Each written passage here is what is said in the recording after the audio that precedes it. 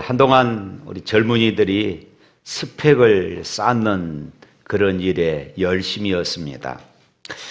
이 스펙은 직장을 구하는 그런 사람들 사이에서 학력이나 그리고 학점 또 영어 점수 따위를 합한 것을 이르는 말이지요.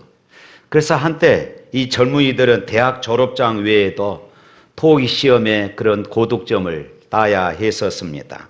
그리고 각종 자격증, 취득, 그리고 인턴 경력 등 이런 다양한 경험들이 필요했었습니다. 이런 것들을 우리가 좋은 스펙이다 이렇게 말하고 직장에 취업하는데 이러한 것들이 또 좋은 점수로 그렇게 반영되기도 했던 것입니다. 그런데 몇 년 전부터 이 스펙을 인정하지 않는 그런 추세로 변하고 있고 더 중요한 것이 등장했습니다. 그것이 뭐냐 하면은 이야기거리입니다. 이야기가 있는 그런 인생을 살아왔느냐 하는 것입니다. 그의 삶에 이야기거리가 있는가 하는 것을 본다는 것이에요. 기업의 간부들은 아무리 화려한 스펙을 가진 사람이라 할지라도 감동적인 그런 스토리가 있는 그 사람을 더 귀하게 여긴다는 것이에요.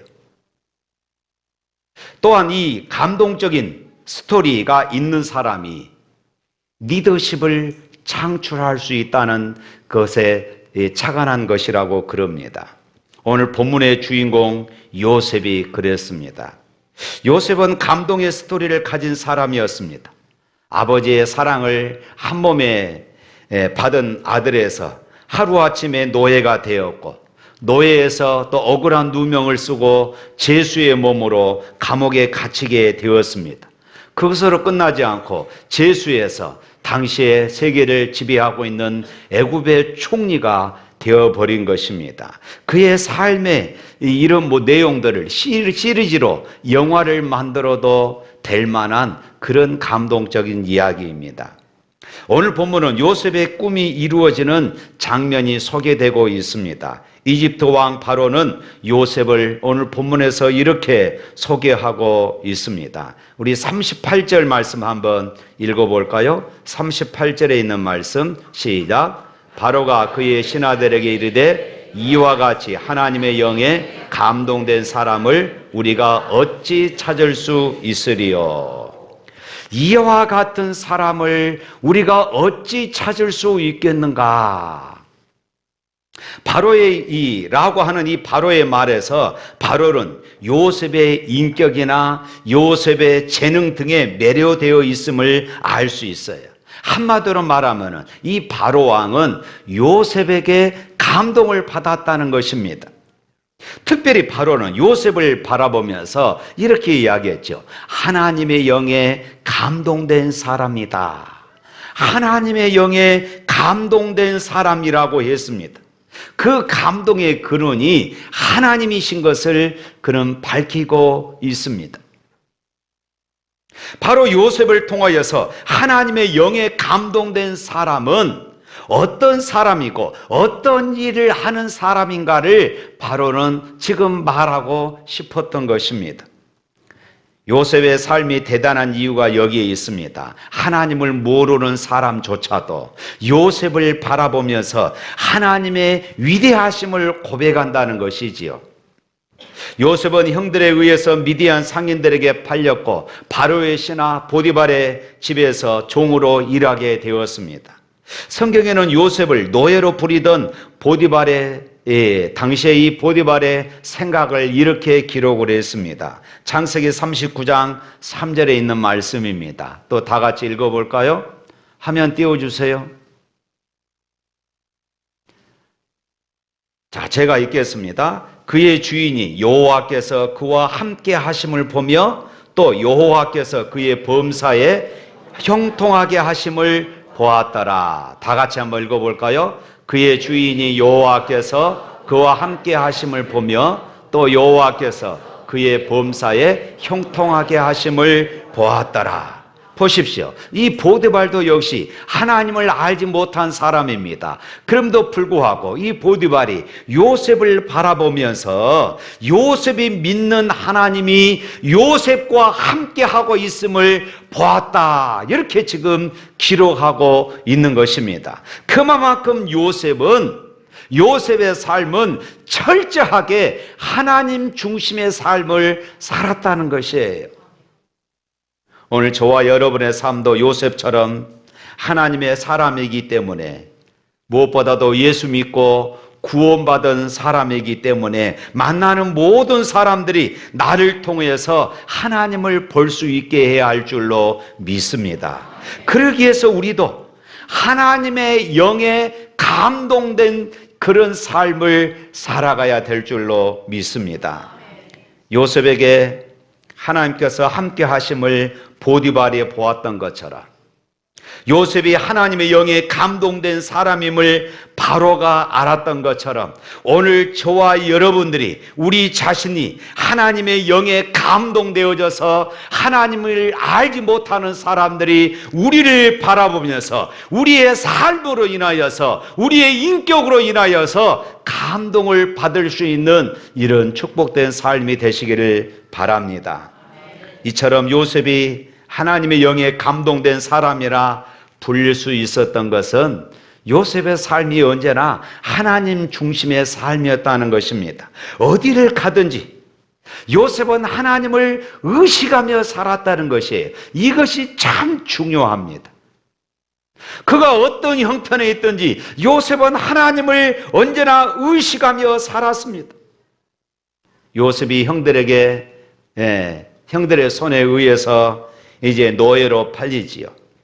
그래서 보디발의 집에서 노예 생활할 때도 요셉은 자신의 맡겨진 일들을 최선을 다하며 살았어요. 그 이유가 무엇일까요? 요셉은 하나님을 의식하며 살았기 때문에 그렇습니다. 그래서 그는 최선을 다했습니다. 그래서 주인 보디발은 그런 요셉을 바라보면서 집안에 있는 모든 일들을 요셉에게 맡기는 가정 총무로 그렇게 세웠던 것입니다. 그러나 요셉의 그런 성실함, 근면함, 지혜로움, 이런 것들은 또 요셉에게 한편에 시험거리가 되기도 했습니다. 성실하게 일하고 거기다가 똑똑하기까지 하지요. 거기다가 용모도 아주 단정하고 빼어나게 생겼지요. 그래서 요셉은 보디발의 마음에 흡족했던 것만큼 보디발의 아내에게도 유혹거리가 되었던 것이에요. 그래서 어느 날 보디발의 아내가 요셉을 유혹하게 되어지지요. 그런데 요셉은 그것을 뿌리칠 수 있었습니다. 왜 그랬을까요? 요셉은 하나님을 의식하며 살았기 때문입니다. 죄를 범할 수 있는 이런 상황에서도 하나님을 의식하고 살았기 때문에 그것을 이겨낼 수 있었던 것입니다. 요셉은 보디발이라는 사람의 종이었지만은 동시에 그는 하나님의 사람이었습니다. 그러므로 요셉은 언제나 하나님의 사람이라는 것을 잊지 않았다는 것이에요. 라틴어 표현 중에 코람데오라는 말이 있습니다. 이 코람데오라는 말의 뜻이 뭔가요? 그래요. 하나님 앞에서, 하나님 앞에서, 하나님 앞에서. 그리스도인의 삶은 이처럼 코람데오, 즉 하나님 앞에서의 삶이어야 합니다. 매일의 일상이 하나님 앞에서 이루어져야 돼요. 우리가 직장생활, 학교생활, 가정생활, 내 모든 삶 속에서 하나님 앞에서, 하나님 앞에서, 하나님 앞에서 이루어져야 합니다. 그런 삶이 될 수 있기를 주님의 이름으로 축복합니다. 요셉의 애고방 바로를 처음 만났던 것은 바로 이 꿈 때문이었습니다. 바로가 꿈을 꾸었는데 그 꿈을 해석하는 사람이 아무도 없었습니다. 요셉이 감옥에 갇혔을 때에 왕 밑에서 일하던 신하들의 꿈을 요셉이 해석해 주었는데 그 꿈대로 그대로 이루어졌습니다. 어느 날 바로가 꿈을 꾸었는데 그 꿈을 해석하는 사람이 아무도 없었어요. 그때 요셉에게 꿈을 해석받았던 이 신하가 이 사실을 그제서야 생각해내고 이제 바로 왕에게 이 사실을 이야기를 합니다. 그리고 요셉을 추천해요. 바로는 요셉을 처음 만난 자리에서 요셉에게 이렇게 물었습니다. 창세기 41장 11절을 보면은 너는 꿈을 들으면은 능히 푼다 하더라. 바로는 요셉을 바라보면서 꿈을 해석해 주는 사람, 꿈을 해석하는 전문가로 여겼습니다. 그러나 요셉은 달랐어요. 요셉은 바로에게 이렇게 대답합니다. 41장 16절 말씀 한번 읽어볼까요? 41장 16절에 있는 말씀 우리 다 같이 한번 읽어봅니다. 요셉이 바로에게 대답하여 이르되 내가 아니라 하나님께서 바로에게 평안한 대답을 하시리이다. 요셉은 바로는 요셉을 향하여서 꿈을 해석할 수 있는 능력 있는 사람으로 이렇게 인정했는데 요셉은 그렇게 말하지 않습니다. 꿈을 해석하는 것이 자신의 능력이 아니라 하나님의 힘을 그는 알고 있었고 그대로 바로에게 이야기를 했습니다. 하나님만이 꿈을 풀이할 수 있는 유일한 신이고 전능하신 분이심을 지금 이야기한 것입니다. 생각해 보십시오. 지금 바로는 당시에 노예였습니다. 노예였고 죄를 지어서 감옥에 갇혀 있습니다. 그런데 태양신, 당시의 이 애굽, 이집트는 태양신을 섬기는 나라입니다. 그리고 바로 자신이 또 그 신입니다. 바로 그런 시대에 내가 믿는 하나님, 내가 믿는 이 신께서, 하나님께서 당신의 꿈을 해석해 주십니다. 이렇게 자신의 신앙 고백을 한 것입니다. 그것은 자칫하면 바로에게 죽임을 당할 수도 있는 이런 상황이잖아요. 그런 요셉은 바로 앞에서 자기가 믿는 하나님을 고백하고 있는 것이에요. 만약 요셉이 하나님이 아닌 세상적인 욕심을 따르고 있었다면 그는 어떻게 해서든지 지금 자신의 능력을 부각시켜서 지금 억울한 누명을 쓰고 감옥에 갇혔잖아요. 억울하게 형들에게 팔려서 노예로 왔잖아요. 자신의 삶을 이야기하고 이 기회를 통하여서 자신의 억울함을 풀 수 있는 그런 기회로 삼았을 것이고 때로는 출세할 수 있는 이런 기회로 삼을 수도 있었습니다.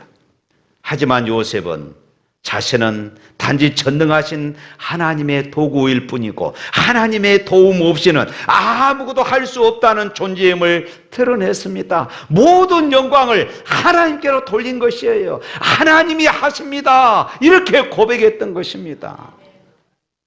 사랑하는 성도 여러분, 이처럼 하나님께서는 하나님께 영광되게 하는 사람을 높이십니다. 할렐루야. 요셉이 자신의 능력이 하나님에게서 비롯됨을 고백하자 하나님은 그의 평생의 삶을 책임져 주셨어요. 할렐루야. 하나님 중심의 삶을 살 때에 모든 영광을 하나님께 돌리며 살 때에 우리의 삶 또한 하나님께서 함께해 주시는 삶이 될 것입니다. 여러분의 삶이 그런 삶이 되시기를 축복합니다. 사랑하는 성도 여러분, 요셉에게는 자신이 거하는 곳이라면 어디서든지 그곳이 하나님께서 나를 보내신 것이다 하는 이런 신앙이 있었어요. 하나님께서 나를 보내신 곳이다. 여러분 어떻게 이렇게 생각할 수 있겠습니까? 어떻게 이런 신앙을 가질 수 있겠습니까? 노예로 팔렸습니다. 억울한 누명을 쓰고 감옥에 갇혔어요. 그럼도 불구하고 그것이 하나님께서 보내신 곳이라 어떻게 이렇게 말할 수 있겠습니까? 이때 당시 요셉의 나이가 10대 후반부터 20대 전반이었어요. 굉장히 예민한 시기잖아요. 반항하는 시기이잖아요. 자기 인생을 한탄하며 내 인생이 왜 이렇게 되었는고 그러면서 성격이 삐뚤어지고 인간성이 삐뚤어지는 이런 상황이잖아요.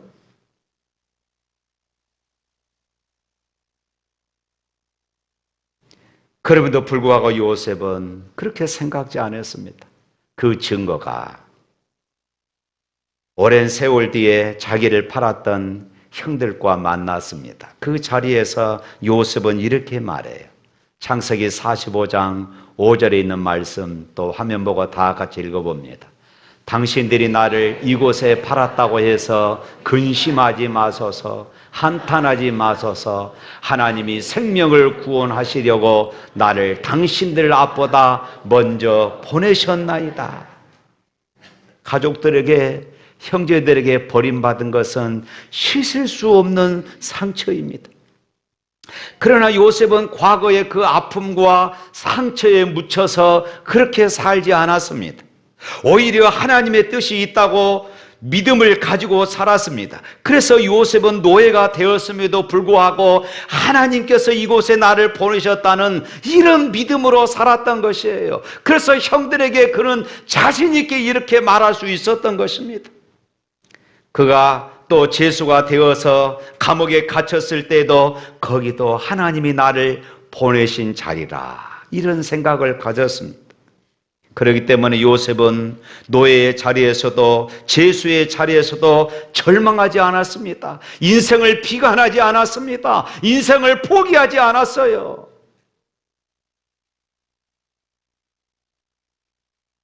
사랑하는 성도 여러분, 여러분의 지금의 삶의 자리는 어떻습니까? 어렵고 힘든 곳에 머물고 계십니까? 예상하지 못한 곳에 계시다면은 그곳에서 시간만 낭비하는 것처럼 느껴지십니까? 왜 내 인생이 이렇게 꼬였냐고, 왜 나는 이렇게 하는 일들이 안 되냐고 한탄하십니까?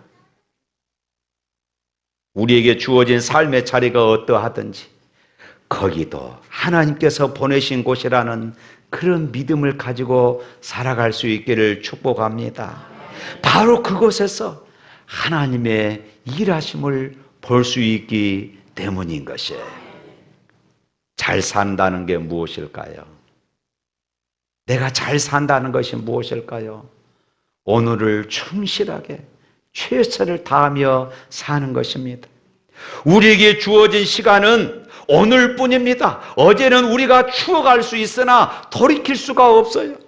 내일 또한 우리의 것이 아닙니다. 하나님께서 허락해 주셔야만이 우리가 누릴 수 있는 시간인 것이에요. 그렇기 때문에 우리에게 가장 소중한 것은 오늘, 바로 지금입니다. 그런데 많은 사람들이, 예수 믿는 사람들조차도 지나간 그런 어제의 삶에 얽매이는 것이 참 많습니다. 그때 내가 이랬더라면, 그때 우리 부모가 나에게 이렇게 해줬더라면, 또 몇 년 전에 했던 싸움 때문에 성도와 등지고 형제와 등지고 이웃과 등지며 살아간다면 하나님은 그런 사람을 통하여서 일하실 수가 없어요. 어제는 돌이켜보지만은 다시 살 수 없기 때문에 빨리 잘못된 것은 돌이키고 회개하고 잘된 것은 감사하면 그것으로 족합니다. 가장 중요한 것은 지난 날도 아니고 다가올 날도 아니고 오늘 지금인 것이에요. 우리가 사는 삶의 자리가 원하는 자리가 아닐 수도 있습니다. 때로는 힘겹고 때로는 눈물겨운 자리, 때로는 가시방석 같은 자리일 수 있습니다. 때로는 피하고 싶은 그런 자리가 될 수도 있을 것입니다. 그러나 여러분, 하나님은 합력하여 선을 이루어 가심을 믿으시길 바랍니다. 인생의 매 순간을 천국을 만들며 살아가느냐, 아니면 내 인생의 모든 순간들을 지옥으로 만들어가며 내 인생을 한탄하며 비관하며 살아가느냐, 바로 우리의 믿음에 달려있는 것이에요. 오늘 저와 여러분들은 살아계신 하나님을 믿습니다. 살아계신 하나님 앞에 또 살아가고 있음을 믿습니다. 살아계신 주 나의 참된 소망, 걱정 근심 전혀 없네. 사랑의 주 내 갈 길 인도하니 내 삶의 모든 기쁨 늘 충만하네. 할렐루야. 여러분의 삶이 기쁨이 충만한 삶이 되기를 축복합니다. 물론 영광의 자리가 아닐 수도 있습니다. 힘들고 어려운 자리에 있을 수도 있습니다. 힘들고 어렵고 그리고 어려운 발걸음이 될 수도 있습니다. 그러나 기억하십시오. 사랑의 주님이 내 갈 길을 인도하심을 믿는다는 것, 그로 인해서 삶에서 늘 기쁨이 충만한 것, 그것이 천국을 소유하는 사람들, 그것이 하나님을 의식하며 살아가는 사람임을 믿습니다. 할렐루야. 요셉은 노예로 지낼 때에도, 요셉은 제수로 지낼 때에도 이처럼 하나님의 인도하심을 믿으며 이 동행의 끈을 놓지 않았습니다. 그러나 하나님을 의식하는 삶, 하나님의 인도함을 받는 그 삶은 그렇게 평탄하지가 않았습니다. 요셉에게 있어서 눈물겹고 때로는 인생을 포기하고 싶은 그런 순간들도 있었을 것입니다. 그러나 기억하십시오. 하나님이 그곳에 함께 하셨다는 것을 요셉은 믿었기에 언제나 승리하는 삶을 살아갈 수 있었던 것이에요. 그러나 여러분, 또 한 가지 여기서 생각할 것은 내가 힘들고 고통스러운 그런 삶에서만 하나님을 의식하는 것이 필요한 것이 아닙니다. 내가 형통할 때도, 내가 평안할 때에도 하나님을 의식하는 이런 삶을 살아가는 것이 중요합니다. 요셉은 노예에서, 죄인에서 하루아침에 애굽의 총리가 되었습니다. 아무것도 스스로 결정할 수 없는 위치에서 모든 것을 혼자 결정할 수 있는 그런 자리에 오를 수 있었습니다. 그는 자신을 팔았던 형들을 찾아서 자신이 받았던 아픔을 되돌려 줄 수 있었습니다. 주인을 그토록 열심히 섬겼음에도 억울한 누명을 씌우고 감옥에 누웠던 보디발과 그의 아내를 처벌할 수도 있었습니다. 관직을 회복하거나 억울하게 감옥에 들어와 있는 자신을 생각해 달라고 했던 요셉의 부탁을 잊어버렸던 그 관원을 찾아서 따져 물을 수도 있었습니다. 그러나 요셉은 그렇게 하지 않았어요. 자신을 미워했던 미디안 상인들에게 팔아 넘겼던 형들까지도 그는 보복하지 않았습니다. 사랑하는 성도 여러분, 오늘 우리에게 힘이 생기면은 우리가 무엇을 할 것 같습니까? 여러분에게 힘이 생기면, 여러분에게 돈이 많이 생기면 여러분들은 어떻게 하실 것 같습니까? 예수님은 이렇게 말씀을 하십니다. 마태복음 23장 11절에 있는 말씀입니다. 또 한번 읽어볼까요? 너 중에 큰 자는 너희를 섬기는 자가 되어야 하리라. 바울은 또 로마 교회 성도들에게 이렇게 가르쳤습니다. 로마서 15장 1절에 있는 말씀입니다. 믿음이 강한 우리는 마땅히 믿음이 약한 자의 약점을 담당하고 자기를 기쁘게 하지 아니할 것이라. 명예나 권세, 물질, 건강 등 모든 것에 넉넉하고 강한 사람은 요셉처럼 자신이 가진 것을 넉넉하지 못한 사람, 약한 사람, 우리에게 해를 끼쳤던 그런 사람을 위해서라도 나누어 주어야 하는 것입니다. 우리 정치사에서 권력을 잡은 사람들이 제일 먼저 했던 일들이 무엇입니까? 찾아가서 보복하는 것입니다. 내 정치의 적을 죽이는 것이었어요. 사람이란 칼을 손에 쥐어주면은 무엇이든지 찔러보고 싶어 합니다. 그래서 칼을 뺐으면 호박이라도 찔러봐야 한다는 이런 말이 나올 정도지 않습니까? 완장을 차면은 힘없는 사람에게 소리라도 한번 지르게 되는 것입니다. 남들보다 좋은 자리를 차지하게 되면은 다른 사람들이 하지 못하는 것들을 해보고 싶어 합니다. 그러나 요셉은 애굽의 총리라는 완장에 채워져서도 권력이라는 칼이 쥐어졌음에도 불구하고 아무것도 하지 않았어요. 자기를 마주치는 사람들을 다 용서하고 그들을 사랑하는 것, 이것이 요셉의 전부였던 것이에요. 이것이 요셉의 신앙의 위대함입니다. 사람은 인생의 내리막길에서 믿음으로 살기가 어렵습니다. 그러나 반대로 모든 일이 형통하는 오르막길에서 믿음으로 살기는 여러분 더더욱 어렵다는 것입니다. 형통은 좋은 것이지만 신앙생활에 있어서 형통은 때로는 더 큰 위기가 될 수도 있다는 것입니다. 때로는 성도들 가운데 힘들고 어려울 때는 교회에 와서 눈물로 기도하고 저에게 와서 기도로 부탁을 합니다. 그런데 잘 되면은 이제는 바쁘다는 핑계로 예배도 소홀히 합니다. 예전에 했던 봉사와 섬김도 소홀히 하게 되어집니다. 어려울 때는 겸손하고 멋지게 신앙생활 하다가도 잘 되면은 목에 힘을 주고 목사를 대하는 태도도 달라지고 교회와 멀어지는 것을 종종 봅니다. 참으로 안타까운 일이지요. 우리 신명기 8장 13절 14절 말씀 한번 읽어볼까요?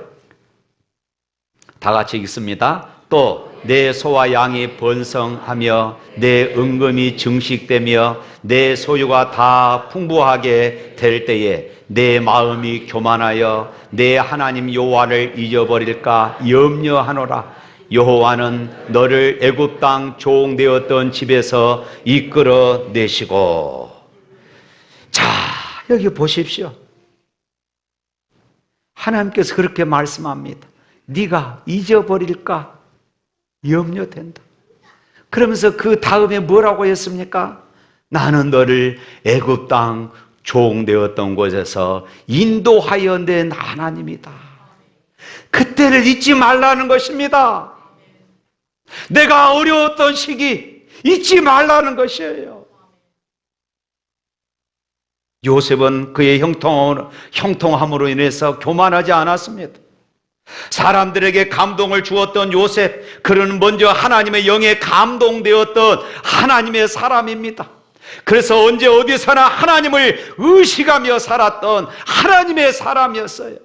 그래서 그가 힘들 때도, 그가 형통할 때도 하나님을 찬양할 수 있었고, 그는 교만하지 않았습니다.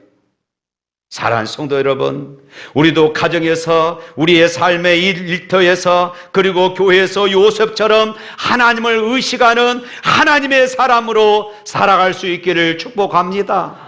잠시 잘 된다고 어깨 으쓱하지 말고, 잠시 안 된다고 어깨 처지지 말고, 변함없는 믿음의 삶으로 하나님의 사람으로 살아갈 수 있기를 축복합니다. 사랑하는 성도 여러분, 여러분의 삶의 현장에서 가슴 뛰는 감동의 사람이 되어서 하나님께는 감동을 드리고 가정과 일터에서, 그리고 믿지 않는 많은 사람들 앞에서 감동을 끼치는 축복된 삶이 되시기를 주님의 이름으로 축복합니다. 우리 찬양하겠습니다.